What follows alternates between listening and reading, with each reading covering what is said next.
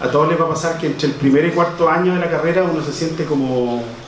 bien directamente relacionado con venir a clase, hacer comunidad universitaria, pero el quinto año es súper distinto porque uno tiene que estar en la práctica y después tiene que estar cumpliendo con las labores de la tesis, los profesores son exigentes, hay días buenos, hay días malos, hay días que te dicen que vas bien, entonces como que uno ya se siente más fuera. Entonces esta instancia dentro de la Semana de Sociología es muy gratificante. En efecto, tal como decía mi compañera Evelyn, el día 5 de septiembre de este año hice el lanzamiento oficial de mi primer libro. Ojalá sea el inicio de una serie de obras literarias. Uno nunca sabe lo que pasa con la vida, pero ese es un poco el objetivo, y viene a resumir un poco mis primeros 20 años de carrera profesional. Yo desde que terminé mi primera carrera del 99 hasta ahora me he dedicado más que nada a las políticas públicas en educación, y mi principal formación así como disciplinaria me he dedicado a la economía, ¿ya? Entonces, tal como lo dije ese día en la Asociación de Funcionarios del Impuesto Interno, como que este libro viene a reflejar el cierre de ese primer ciclo, porque ya al estudiar sociología uno dice, bueno, ¿qué va a pasar con el resto de la carrera, ¿cierto? Y me gustaría, ojalá en la medida de lo posible, poder dedicarme a hacer una vinculación epistemológica entre la economía y la sociología. Ojalá eso resulte para los próximos 20 años, si es que las cosas se dan, ¿cierto? Y bueno, muy brevemente les quiero comentar en qué consiste este libro, por razones de volumen, de disponibilidad. Me encantaría poder regalarles un ejemplar a cada uno de ustedes, pero todas las personas que han trabajado en temas editoriales saben que eso es medio complicado, así que traje 2 ejemplares de regalo, así que ahí veamos cómo en una situación no discrecional se lo pueden llevar como un testimonio de cariño también hacia mis compañeros o los profesores, ¿ya? Bueno, esto se enmarcó en principio en 2 grandes líneas. Primero, yo había trabajado, como lo había comentado, en distintos temas de educación, pero desde la perspectiva de las políticas públicas, y cuando inicié mi programa doctoral en el año 2013 en educación, en algún momento me encontré con el tema del problema de tesis, y ahí uno de mis principales mentores académicos, el doctor Ernesto Schiffelbein, que estuvo en la inauguración de mi libro, que fue Premio Nacional de Educación y ex ministro de Educación del presidente Frederick Tagle, en algún momento me habló, sin que yo supiera mucho en ese momento, de cómo construir un análisis histórico, pero desde la perspectiva de los discursos, ¿ya? Y como mi formación era principalmente cuantitativa, me quedo dando vuelta a eso, y después me di cuenta que detrás del concepto de discurso hay un tema, pero un océano de áreas y aristas. Entonces lo tomé en consideración, y después mi profesor tutor, el doctor Juan Eduardo García Huidobro, me plantea que podría analizar históricamente un momento que es el punto de inflexión de la discusión de política educativa en Chile, que principalmente se da con el movimiento estudiantil del año 2006. Entonces, en principio, la investigación doctoral iba a hablar desde esa génesis del punto de inflexión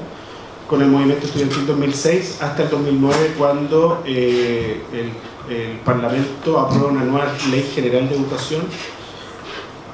pensando en esta simbología de que con eso se da término a una de las famosas leyes emblemáticas heredadas del régimen militar, que fue la LOCE,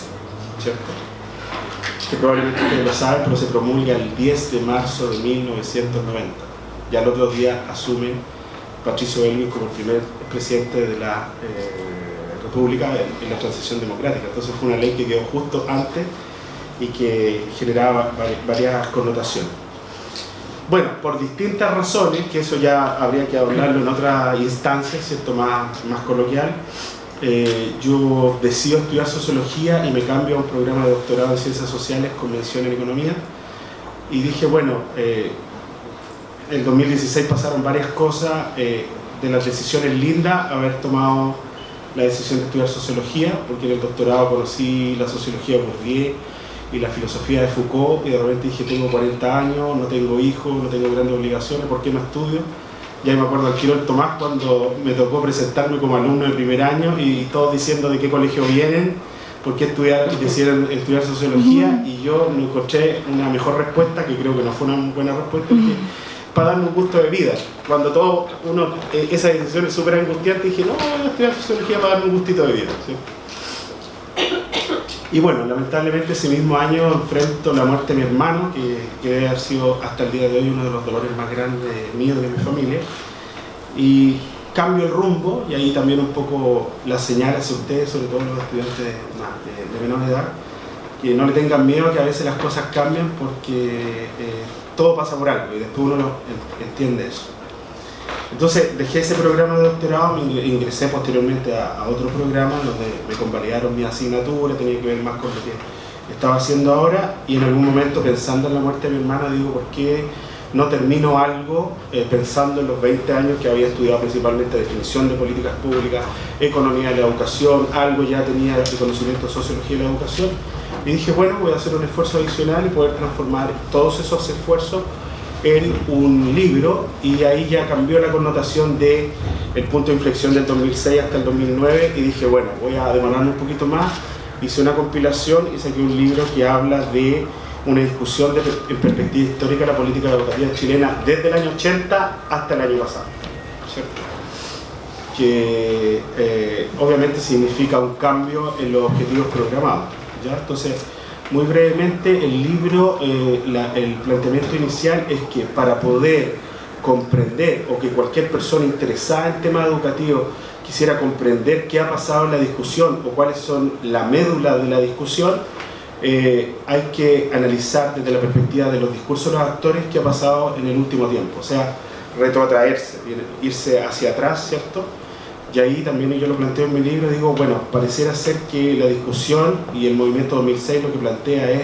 una crítica a la mercantilización de la educación, junto con el planteamiento de muchos otros autores connotados en el tema de la educación, como Cristian Belé, Javier Corbalán, Juan Eduardo García Huidobro, Cristian Cox, etcétera, etcétera. Entonces, bueno, digo, ya, este es el punto inicial, y como venía un poco de la tesis doctoral, antes de partir con esa lógica de cuáles fueron los cambios estructurales durante el régimen dictatorial de Pinochet, hago un pequeño marco teórico que es el capítulo 1 del libro, ¿ya? Que una de las cosas que más conforme me deja el libro es el capítulo 1, porque para hacerse una idea de criticar, observar o discutir esta tensión que se dio, hay que construir una idea de desde cuándo se habla de una relación de Estado y educación, y en qué momento el mercado empieza a ser parte también del ámbito educativo, ¿cierto? Y eso no pasaba en los gobiernos radicales, en los gobiernos o en los inicios de la construcción de la República Democrática, no era una discusión de ese tipo. Entonces, ahí lo que planteé fue que principalmente la construcción de una idea de Estado y educación viene de la conformación del Estado moderno, principalmente con influencia de la Revolución Francesa, de cómo se construye más adelante en los llamados welfare state, los estados del bienestar, donde la educación es un constructo de derecho, y también en algunos casos la influencia norteamericana desde la perspectiva de la educación democrática, es decir, la educación, un poco lo que dice John Dewey, es una construcción desde el punto de vista del ciudadano, un ciudadano que se inserta en una sociedad y tiene una opinión, y de esa perspectiva el foco educativo se centra en la construcción de un ciudadano, ¿cierto? Y después, a propósito principalmente de la crisis de los estados del bienestar, se comienzan a revisar nuevamente las ideas liberales de base, de los principios morales de Adam Smith, de la idea de Stuart Mill y otros, ¿cierto? Y se configura desde la escuela de austriaca, estamos hablando de la década de los 60, 70, con von Hayek, con von Mises, desde la perspectiva de la escuela de Chicago, esta revisión, de ahí viene el neoliberalismo, entre otras cosas, porque tiene varias connotaciones que por razones de tiempo no las puedo hablar, ¿cierto? Y lo que agregué, porque se ha hablado bastante en Chile, por ejemplo, del legado de la escuela de Chicago, pero no se ha hablado tanto hasta un poco los aportes de la Fundación para el Progreso de la escuela austriaca, que también es importante, sobre todo el libro, por ejemplo, Camino de Servidumbre de Hayek, que hace toda una crítica al Estado como un proveedor o un regulador de las actividades de la estructura social. Y yo agrego un tema que seguramente ustedes también lo van a ver o lo han visto, no solo en la literatura, sino que en su próximo ejercicio profesional es que esto también se inserta estas ideas neoliberales a la conformación y la configuración de las acciones del Estado, es lo que se llama el New Public Management o nueva gestión pública. Entonces, el marco teórico habla de la construcción de una idea de Estado y educación y de mercado, y tal como dice la contratapa del libro, esa discusión entra en tensión y sobre eso se construyen los discursos que uno los puede ver en el libro, en la discusión de políticos, de intelectuales, de parlamentarios, etcétera, etcétera. Y después lo que hago, una cosa lineal, que pensando que este libro no es para especialistas, sino para alguien interesado en este ámbito, construye un poco cuáles fueron las principales reformas estructurales del gobierno Pinochet, y después hago una mirada bastante extensa a los gobiernos de la Concertación con distintos cortes. Yo diría que, tal como lo dije en la primera inauguración del libro,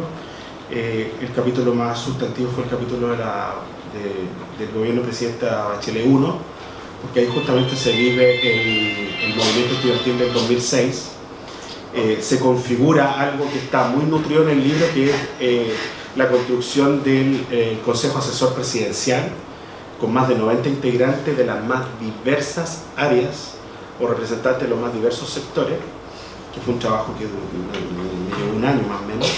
y después la discusión de la Ley General de Educación. Y ahí, sí, obviamente estoy haciendo todas las instancias para subirlo a través de plataformas virtuales el libro, y que lo puedan leer. Ahí desde la perspectiva de los discursos uno empieza a encontrar ciertas cosas. Por ejemplo, si es que ustedes no han analizado tanto el manejo de la política educativa, el concepto de libertad siempre va a estar más presente en las ideas de centro-derecha o de las personas que representan a la centro-derecha o a los think tanks de centro-derecha en Chile. Yo también en algún momento no lo entendía, y después dice, claro, libertad de enseñanza, libertad de emprender. Cuando hoy día el presidente Piñera defiende a la acusación constitucional de la ministra, dice, ¿por qué van a acusarla de promover el derecho a la educación, el derecho que los padres elijan el proyecto educativo? Y de ahí viene la idea liberal, ¿cierto? En cambio, cuando uno analiza los discursos de centro-izquierda, de los movimientos estudiantiles o de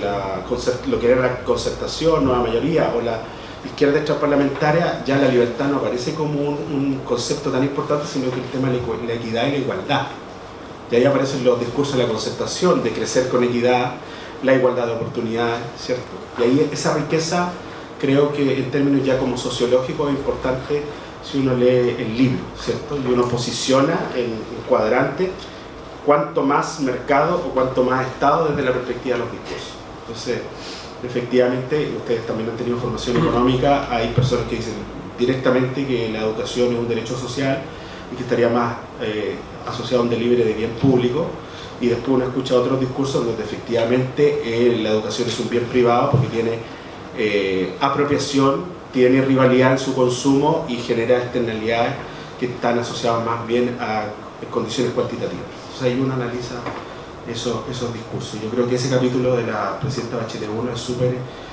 crucial en el libro, porque yo voy relatando lo que dicen otros, y ahí uno se encuentra con esas sustantivas diferencias o los puntos de confluencia entre esta idea de Estado-mercado, que en ningún caso, y yo lo digo en la conclusión del capítulo 7 del libro, no son binarias, no es esto o lo otro, sino que son conjunciones que responden a una discusión internacional respecto de esto, de lo que pasó a finales de los 70 a nivel internacional. ¿Ya?